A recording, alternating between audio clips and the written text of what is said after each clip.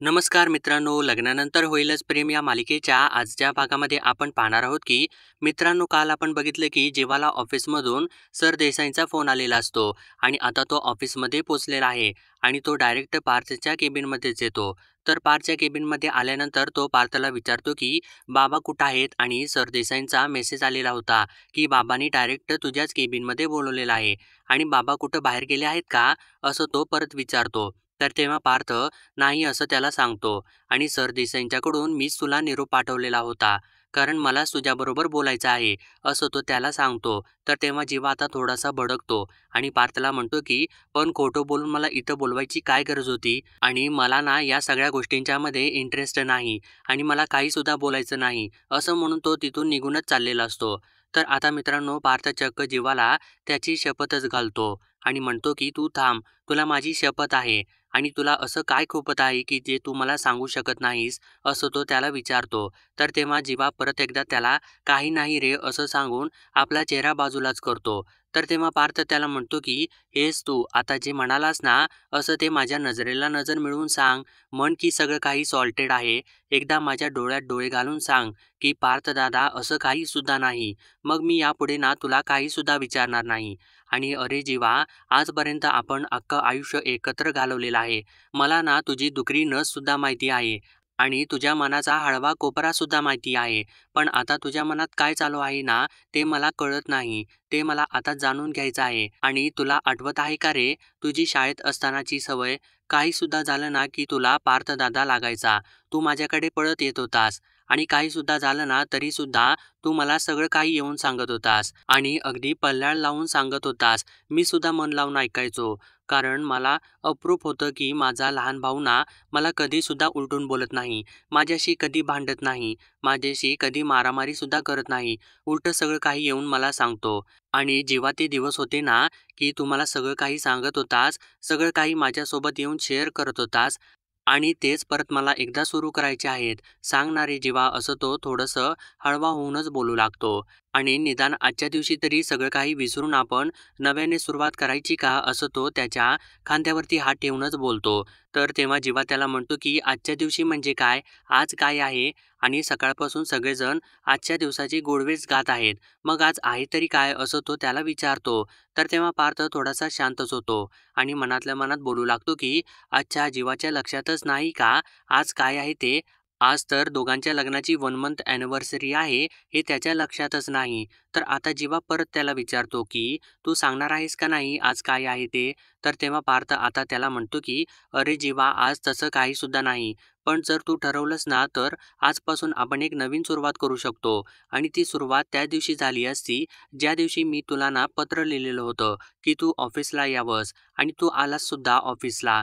पण काय झालं काय माहिती नाही, त्या दिवशी तू परत उलटा फिरलास. ते फिरलासच, असं बोलल्यानंतर जीवा थोडासा विचारात पडतो आणि तो शांत झालेला असतो. तर आता बघा इकडे मित्रांनो, मिथून बसलेला असतो आणि तो छान असं टेबल खुर्चीवरती बसून आपले डोळे बंद करून कैरीचं पन्हं पीत असतो आणि बडबडत असतो की Manju please don't disturb me, कारण अतिशय प्रेमानं वहिनीने माझ्यासाठी कैरीचं पन्हं बनवलेलं आहे आणि मी त्याचा छान असा आस्वाद घेत आहे. आणि तेव्हा तिथं मानिनी येऊन उभी राहिलेली असते. तरीसुद्धा मिथून एकट्यानेच बडबड करत असतो आणि त्याचे डोळे बंदच असतात आणि तो पुढे म्हणतो की प्रियतमे प्रिये, हे माझ्या चांदण चोरा केवड्याचं फूल, मी तुला कुठल्या भाषेत समजावून सांगू. जा तू मस्त एसी लाव आणि नंतर मी येतो, मग आपण मस्त छान एसीमध्ये. असं तो बोलतच असतो. तर तेव्हा आता मानिनी जोरानेच ओरडते आणि म्हणते की काय छान काय छान. तर तेव्हा मिथून दचकूनच उठूनच उभा राहतो आणि म्हणतो की अहो वहिनी, तुम्ही आहे का. आणि तसं काही सुद्धा नाही हो, मी फक्त तिला म्हणणार होतो की मस्तपैकी वरती जाऊन एसी लाव, मस्तपैकी थंड तेलाने माझ्या डोक्याची मालिश कर, एवढंच, बाकी काही सुद्धा नाही. तर तेव्हा आता मानिनी त्याला म्हणू लागते की वा भाऊजी, तुम्ही मला सांगा आणि मी ऐकते. तर तेव्हा मिथून हसूच लागतो आणि म्हणतो की वहिनी अहो, असं काही सुद्धा नाही, तुम्ही तर ना पिंपळाचं पान पडलं आणि पिंपळच पडला असंच बोलत आहे की, आणि तसं काही सुद्धा नाही. तर तेव्हा मानिनी त्याला म्हणते की बरं ठीक आहे, एरवी ना तुम्ही जे काही आहे ना तुमचं ते केलं असतं तरी चाललं असतं, पण आता ते करता येणार नाही, कारण आपल्या दोघांना ना खूप तयारी करायची आहे. तर तेव्हा मिथून आश्चर्यानेच तिला विचारतो की पण आपण कसली तयारी करायची आहे. तर तेव्हा मानिनी त्याला म्हणते की अहो तुम्ही असं का करत आहे, आज 1 महिन्याची ॲनिव्हर्सरी आहे ना, घर सजवायचं आहे, केक तर काव्या आणतच आहे, पण तो केक ठेवायसाठी जे टेबल आहे ना ते सजवायचं आहे, फुगे फुगवायचे आहेत, तो जो 1 महिना ॲनिव्हर्सरीचा बॅनर आहे ना तो सुद्धा तयार करायचा आहे, एवढी सगळी तयारी करायची आहे, असं ती त्याला सांगतच असते. तर तेव्हा मिथून मानिनीला म्हणतो की अहो वहिनी बास करा, फक्त 1 महिना झाला आहे ना तर एवढी तयारी करत आहे आणि वर्षानंतर तर काय तुम्ही अख्ख्या घराला लाइटिंगच करणार आहे का, असं तो विचारू लागतो. तर तेव्हा मानिनी म्हणते की हो करू पण शकते. तर त्यावर मिथून तिला म्हणतो की काही सुद्धा म्हणा पण लेकरं खूपच नशीबवान आहेत, आपण त्यांच्यासाठी एवढा घाट घालत आहे, काय काय करत आहे, पण मग आपल्या वेळेस तर असं काही सुद्धा नव्हतं. आणि तुम्हाला सांगू का मी, माझं आणि मंजूचं लग्न झाल्यानंतर महिना सोडा पण वर्ष झालं तरीसुद्धा आम्हाला कळालं नाही, असं तो सांगत असतो. तर त्यावर मानिनी म्हणते की हो माहिती आहे, ती श्रेयाची गुड न्यूज कळाली ना तेव्हाच तुम्हाला कळालं, असं ती म्हणू लागते. तर तेव्हा आता मिथून लाजू लागतो आणि म्हणतो की अहो वहिनी तुम्ही तर ना मला लाजवतच आहे. तर तेव्हा मानिनी म्हणते की अहो आता इथं पण काय वेगळी गत नाही. तर तेव्हा मिथून आनंदितच होतो आणि अरे बापरे मग इथे पण गुड न्यूज आहे का, म्हणजे झटपट अभ्यास आणि पटपट पाणी, असं तो म्हणू लागतो आणि टाळ्याच वाजवू लागतो. तर तेव्हा मानिनी त्याला थांबवते आणि म्हणते की अहो मिथून भाऊजी तसं काही नाही, 1 महिना झालेला आहे ना हे कोणाच्या लक्षातच नाही, तसं म्हणत आहे मी, पण पार्थ आणि नंदिनीच्या लक्षात आहे, पण काव्या आणि जीवाला जरासुद्धा माहिती नाही, असं ती सांगते. तर तेव्हा मिथून म्हणतो की वहिनी don't take tension, I will manage everything, आणि तुम्ही मला जबाबदारी दिली आहे ना, मग रामाच्या बाणासारखा मी जबाबदारी पूर्ण करणारच, आणि काहीसुद्धा झालं ना की काव्या आणि जीवाला एकत्र आणणार म्हणजे आणणार, असं तो पटकनच बोलून जातो. तर आता मानिनी एकदमच त्याला ओरडते आणि म्हणते की कोणाला म्हणत आहे तुम्ही. तर तेव्हा मिथून थोडासा गडबडतो आणि म्हणतो की नाही नाही, जीवाला आणि नंदिनीला सोबत आणणार आणि काव्याला आणि पार्थला सोबत आणणार, असं त्यांना एकत्र आणणार असं मी म्हणालो, असं तो बोलू लागतो. तर तेव्हा मानिनी कपाळाला हातच लावते आणि म्हणते की तुमचा काही भरोसा नाही, खरंच. बरं ठीक आहे, मला मान्य आहे की या सगळ्यांना एकत्र आणण्याची जबाबदारी तुमच्यावरती मी टाकलेली आहे, तरीसुद्धा आता जी जबाबदारी वेगळी आहे, आपल्याला खूप कामं आहेत आणि ती आपल्यालाच करायची आहेत, चला मी तुम्हाला सांगते, असं म्हणून त्याला तिथून घेऊन जाते. तर आता बघा इकडे मित्रांनो, पार्थ जीवाला विचारतो की काय होत आहे. तर तेव्हा जीवा परत बडकूनच बोलू लागतो आणि म्हणतो की काही सुद्धा होत नाही, आणि काय सारखं सारखं तू तेच विचारत आहेस, आणि सोडा ना मला एकट्याला, आणि मी कोणाला त्रास देत आहे का, असं तो विचारतो. तर तेव्हा पार्थ आता त्याच्या गालाला हात लावतो आणि म्हणतो की अरे जीवा तू स्वतःला त्रास करून घेत आहेस, आणि या त्रासाचं कारण तुझं लग्न आहे असं मला नाही वाटत, कारण तू स्वतः पुढाकार घेऊन ते लग्न केलेलं आहेस. पण नेमकं काय झालं आहे, काय होत आहे ते मला जाणून घ्यायचं आहे, असं तो परत म्हणतो. आणि एकदमच मित्रांनो, तू आणि काव्या, असं तो बोलतो. तर तेव्हा जीवा घाबरूनच आता पार्थला म्हणतो की माझं आणि काव्याचं काय आहे. तर तेव्हा पार्थ त्याला म्हणतो की तेच तर विचारत आहे ना मी, तुझं आणि काव्याचं नेमकं काय चाललेलं आहे, असं विचारल्यानंतर जीवाच्या पायाखालची जमीनच सरकते. तर पार्थ पुढे म्हणतो की तू सुद्धा तसाच आहेस आणि त्या सुद्धा तशाच आहेत, त्यांच्या सुद्धा बाबतीत मी क्यूलेस असतो, कारण त्या सुद्धा कधी कधी चांगल्या आणि कधी कधी विचित्रच वागतात, अगदी तुझ्यासारखंच, असं तो बोलत असताना आता जीवाच्या जीवात थोडासा धीर येतो आणि तो थोडं शांत होऊ लागतो. तर तेव्हा पार्थ पुढं म्हणतो की कधी कधी मी त्यांच्यासोबत वागतो ना ते त्यांना आवडत नाही, आणि कधी कधी त्या असं वागतात की ते मला आवडत नाही, आणि रोज सकाळी ऑफिसला जाताना मी घराच्या बाहेर ना त्यांची वाट बघत असतो, त्या माझ्यासमोर येतात आणि रिक्षामध्ये बसतात आणि निघून जातात. पण तुला माहिती आहे का की आज काय झालं, की त्या स्वतःहून येऊन माझ्या गाडीमध्ये बसल्या, आणि त्यांच्या या अशा वागण्याने मला असं जाणवलं की त्या मूव्ह ऑन होतील, असं सांगितल्यानंतर मात्र जीवाला धक्काच बसतो आणि त्याला ती गोष्ट कळून जाते. तर तेव्हा पार्थ पुढे म्हणतो की त्या आता हे लग्न ना स्वीकारतील असं मला वाटत आहे, पण अरे जीवा तुझ्या बाबतीत मला अशी कुठली सुद्धा होप मिळत नाही, आणि तुला जर माझ्याशी बोलायचं नसेल ना तर तू नंदिनीसोबत बोल. बरं नंदिनीसोबत बोलायचं नसेल ना तर तू मिथून काकासोबत बोल, तुझं चांगलं ट्यूनअप आहे ना त्यांच्यासोबत, मग तू त्यांच्यासोबत बोल, आणि मिथून काकाचं जाऊ देत, तू काव्यासोबत बोलतोस का, असं तो विचारल्यानंतर जीवा धक्क्यानेच पार्थकडे बघतो. तर पार्थ पुढे म्हणतो की असं सुद्धा माझ्या लग्नाच्या वेळेस ना तुझं त्यांच्यासोबत चांगलं ट्यूनअप झालेलं होतं. जेव्हा तू त्यांच्यासोबत काहीतरी बोल, त्यात तुझ्यासोबत काहीतरी शेअर करतील. बघ असं करून काहीतरी होतं का? आणि थांब मी फोन करून त्यांना इथेच बोलावतो. असं म्हणून तो आपल्या हातामध्ये फोन घेतो. तर आता जेव्हा पार्थला थांबवतो आणि म्हणतो की जरा थांब, मी तुला एक गोष्ट सांगू का? तू प्लीज यापुढे असं खोटं बोलून ना मला ऑफिसमध्ये बोलावू नकोस. प्लीज असं तो परत म्हणतो. आणि मला कोणासोबतच बोलायचं नाही. मिथून काकाशी सुद्धा नाही आणि तुझ्या बायकोशी, काव्यासोबत सुद्धा नाही असं म्हणून तो चक्क पार्थसमोर हातच जोडतो आणि म्हणतो की प्लीज मला एकट्याने जगू द्या. तर असं बोलल्यानंतर पार्थला मोठा धक्काच बसतो आणि त्यानंतर जीवा तिथून निघूनच जातो आणि पार्थचा हा प्रयत्न सुद्धा फेल होऊन जातो. तर आता बघा इकडे मित्रांनो, त्यानंतर पार्थ ऑफिसमधून बाहेर पडतो आणि कारमध्ये बसलेला असतो. इतक्यात नंदिनीचा त्याला फोन येतो आणि नंदिनी त्याच्यासोबत बोलू लागते आणि म्हणते की मी आनंद निवासमधून निघत आहे आणि जीवा मला घ्यायला येत आहेत. तर तेव्हा पार्थ खुशच होतो आणि म्हणतो की अरे वा वा, तुमच्यामुळे जीवाच्या बुलेटमधलं थोडं तरी पेट्रोल खर्च होईल. असं बोलल्यानंतर नंदिनी हसूच लागते आणि पार्थ सुद्धा हसू लागतो. तर नंदिनी पुढं म्हणते की आणि तुमचं काय आहे, तुम्ही दोघे कुठे आहात? तर तेव्हा पार्थ सांगतो की मी काव्याचीच वाट बघत आहे आणि केक घेऊन येतीलच इतक्यात त्या. आणि काय झालं, ऑल ओके आहे ना असं तो विचारतो. तर तेव्हा नंदिनी त्याला सांगते की मी काय म्हणत आहे की आपण जीवा आणि काव्याला सांगायला हवं का? आणि त्यांना असं अंधारात ठेवून असं ती बोलत असते. तर तेव्हा पार्थ तिला विचारतो की पण तुम्ही नेमकं कशाबद्दल बोलत आहे? तर तेव्हा नंदिनी म्हणते की हेच तर ना आजच्या या सेलिब्रेशनबद्दल. आपल्या लग्नाला 1 महिना झाला आहे ना, हे फक्त तुम्हाला आणि मलाच माहिती आहे. पण आपण सेलिब्रेट करणार आहोत हे त्यांना काहीसुद्धा माहिती नाही. त्यांना आवडेल का नाही हेच मला टेन्शन आलेलं आहे असं ती बोलत असते. तर तेव्हा पार्थ तिला म्हणतो की तुम्ही टेन्शन घेऊ नका, तुम्ही उगीचच फार विचार करत आहे. आणि त्यांच्या जर का लक्षात असतं ना की आज 1 मंथ ॲनिव्हर्सरी आहे, तर आपण सांगितलंच असतं की आपण घरी सेलिब्रेट करणार आहोत ते. पण त्यांच्या लक्षात नाही ना, मग त्यांना असंच पाहिजे, हीच पनिशमेंट पाहिजे, सरप्राईज पनिशमेंट असं तो सांगतो. तर तेव्हा नंदिनी म्हणते की बरं ठीक आहे, आपण नको सांगायला, कळू देत त्यांना सरप्राईज. आणि बरं ठीक आहे, आता तुम्ही या दोघे घरी, आपण भेटूयात घरी असं म्हणून ती फोन ठेवते.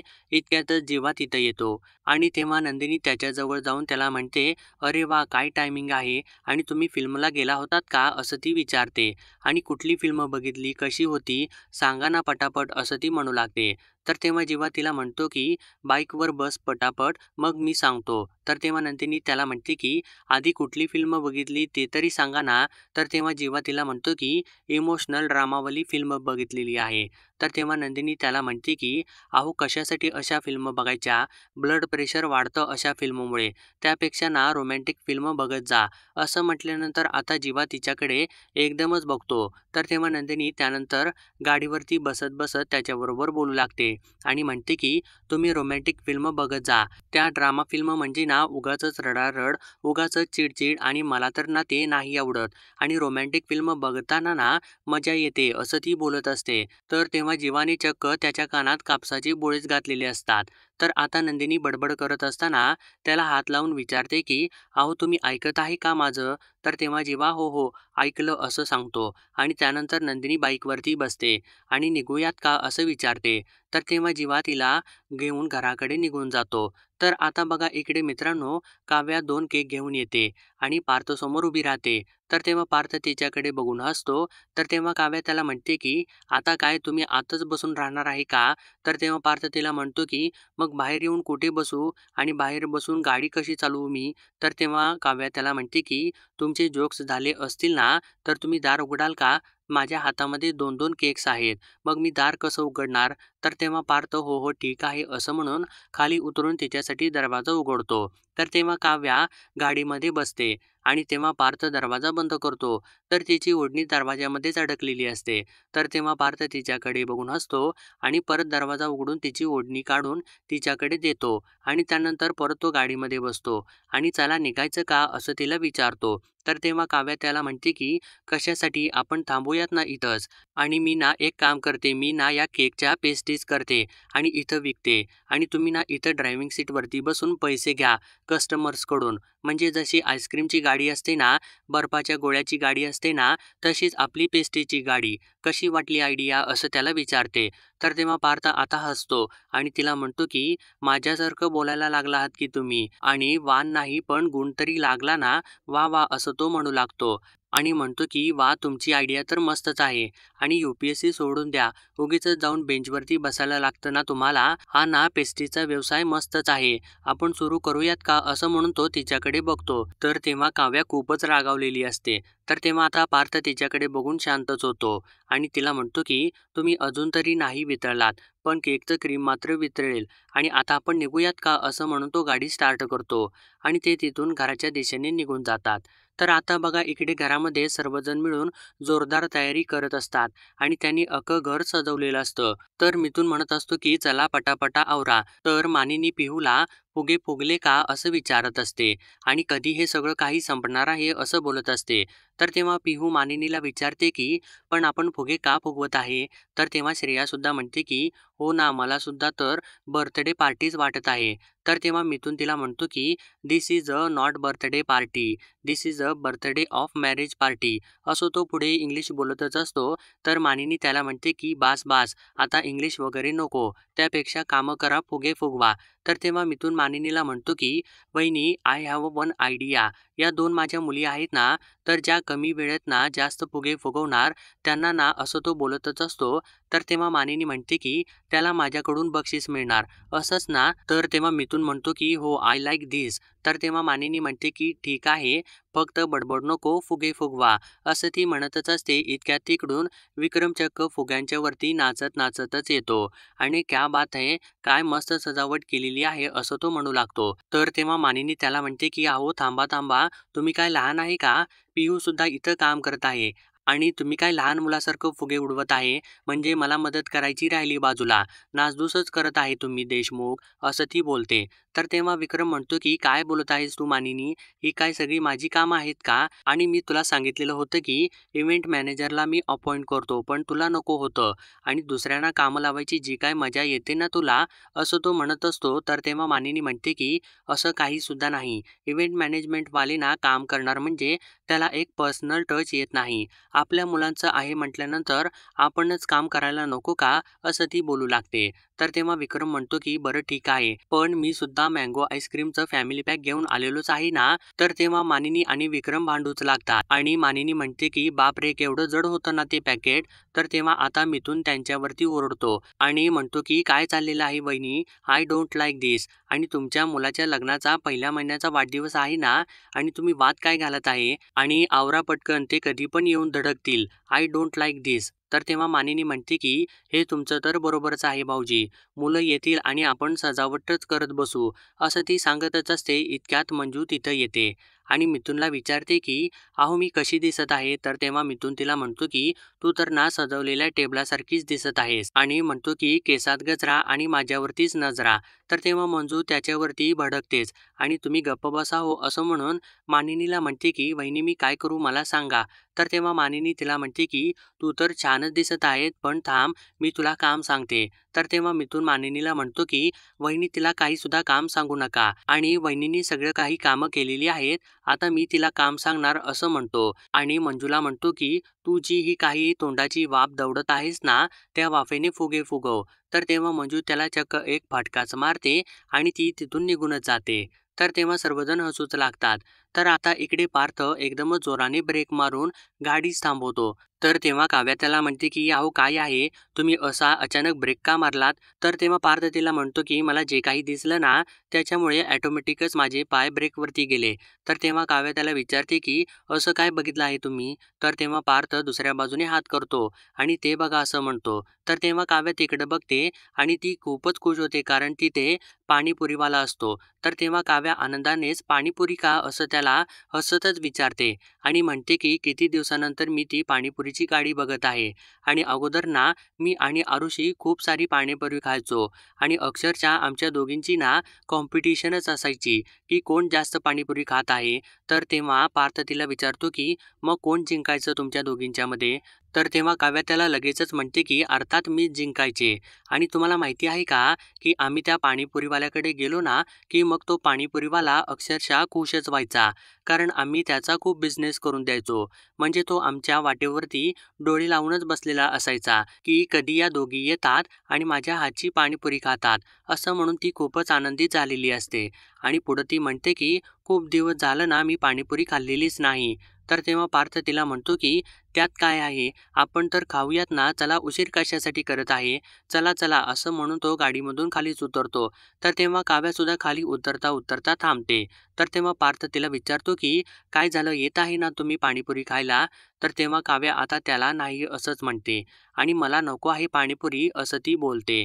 तर तेव्हा पार्थ तिला म्हणतो की अहो नको आहे म्हणजे काय, आता तर तुम्ही एवढ्या उत्साहात म्हणालात ना, मग चला ना 2-4 प्लेट खाऊयात असं तो म्हणत असतो. तर तेव्हा काव्या थोडंसं भडकते आणि त्याला म्हणते की नको आहे मला, मी सांगितलं आहे ना, आणि उगीच तुम्ही मला फोर्स करू नका.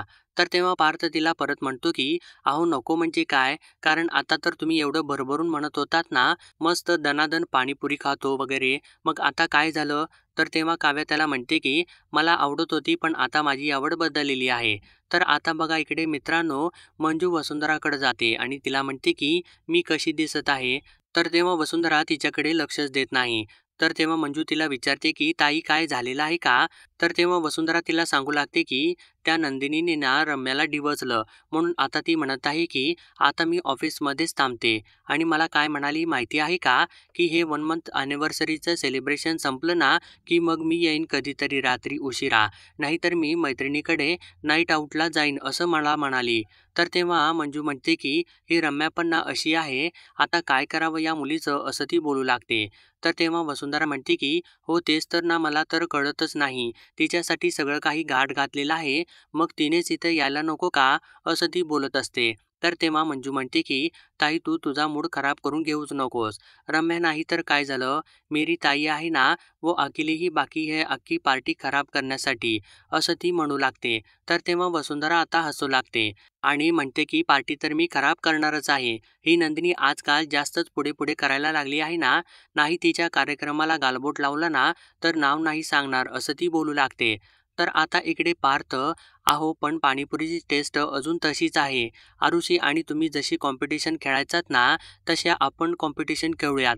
म्हणजे जो जास्त पाणीपुरी खाईल ना, तो जिंकला आणि जो हरेल ना, त्याने पैसे भरायचे असं तो म्हणत असतो. तर तेव्हा काव्या आता त्याला म्हणते की झाला का तुमचा बालिशपणा परत सुरू? आणि काय चाललेलं आहे तुमचं? मला नको आहे पाणीपुरी.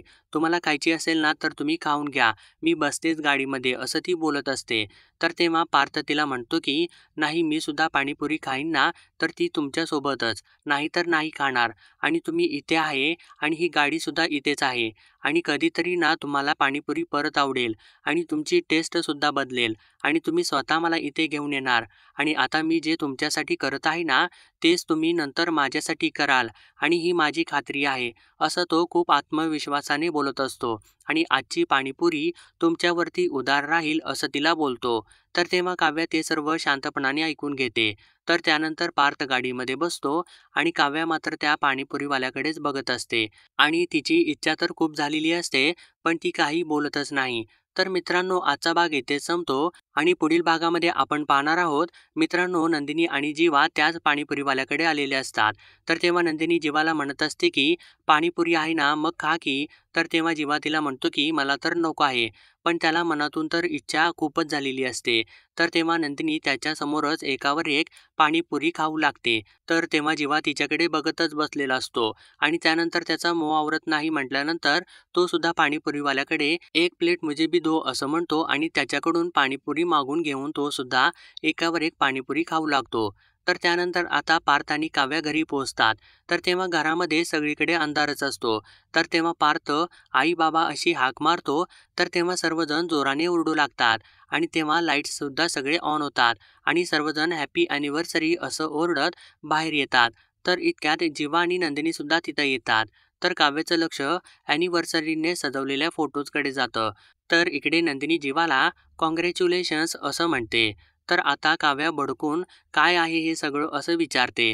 तर तेव्हा पार्थ तिला सांगतो की आज ना आपल्या लग्नाला 1 महिना पूर्ण झालेला आहे. तर तेव्हा काव्या रागानेच पार्थकडे बघू लागते. तर मित्रांनो, पुढील अपडेटसाठी आपल्या चॅनलला सबस्क्राईब करा.